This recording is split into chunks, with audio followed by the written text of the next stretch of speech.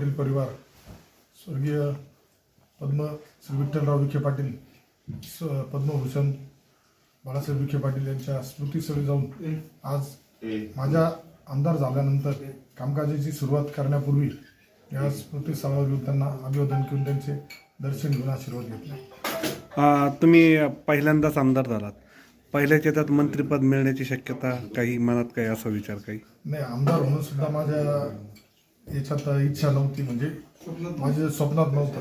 कारण मी जे काही काम करत होतो, आमदार राधाकृष्ण विखे पाटलांच्या नेतृत्वाखाली काम करत असताना विखे परिवाराने जो माझ्यावर विश्वास टाकला, त्या विश्वासामुळे आज मी भारतीय जनता पार्टीचं काम करताना शिवसेनेचा उमेदवार म्हणून निवडून आलो.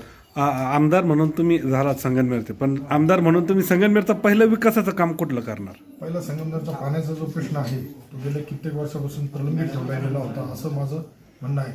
तो मी पाण्याचा प्रश्न सोडवण्याला प्राधान्य देऊन जे आज संगमनेरमध्ये बेरोजगारांची संख्या मोठ्या प्रमाणात युवकांची वाढली, त्यांना रोजगार देण्यासंदर्भात सुद्धा माझा प्रयत्न राहणार आहे. संगमनेरमध्ये त्या विरोधकांनी टीका केली होती की शिर्डीमध्ये दहशतीचं वातावरण आहे. आता तुम्ही संगमनेरचे आमदार झाला आहात, तर संगमनेरमध्ये याच्या अगोदर दहशतीचं वातावरण होतं, जर असेल तर त्यावर तुम्ही काय उपाय करणार? संगमनेरमध्ये गेल्या 40 वर्षापासून दहशत होती. त्या दहशतीलाच लोकांनी झुगारलं. की दहशतीतून मुक्त होण्यासाठी, भयमुक्त होण्यासाठीच संगमनेरच्या जनतेने पक्का निर्धार केला होता.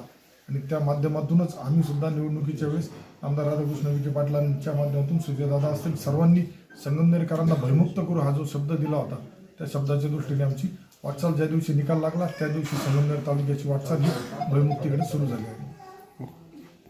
निश्चित विखे पाटीलांनीच मला उमेदवार दिल्यामुळं महायुती आज आमची महायुती आहे. त्यामुळं बरेचसे निर्णय हे महायुतीचे वरिष्ठ नेत्यांचे जे होतात त्यामध्ये विखे पाटलांचा खूप मोठा वाटा असतो. त्यामुळं मी भविष्यातही शिवसेनेचा आज आमदार आहे. त्यामुळं महायुतीचा घटक म्हणून मी निश्चितच सर्व जे ज्येष्ठ नेते आहेत त्यांच्या बरोबर आहे. ताज्या बातम्यांसाठी आणि नवनवीन अपडेट्ससाठी SRB न्यूजला सबस्क्राईब करा आणि बेल आयकॉनला प्रेस करा.